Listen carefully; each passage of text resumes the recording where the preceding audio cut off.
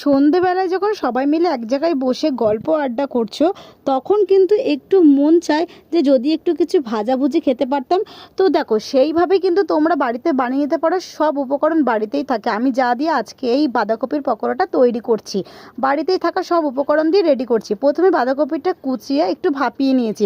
জল ঝরানোর পর তার মধ্যে দিয়ে দিয়েছি কাঁচা লঙ্কা কুচি, পেঁয়াজ, আর দিয়েছি ধনেপাতা। তার মধ্যে দিয়েছি একটা ডিম, জোয়ান, আর উপর থেকে দিয়েছি বেকিং সোডা, আর তার মধ্যে দিয়েছি বেসন, আর নুন আর হলুদ দিয়ে সব কিছু খুব ভালো করে কিন্তু মেখে নিয়েছি। এবারে ছাকা তেলে এই বড়াগুলো ভেজে নিলেই একদম রেডি হয়ে গেল আমাদের গরম গরম বাঁধাকপির পকোড়া।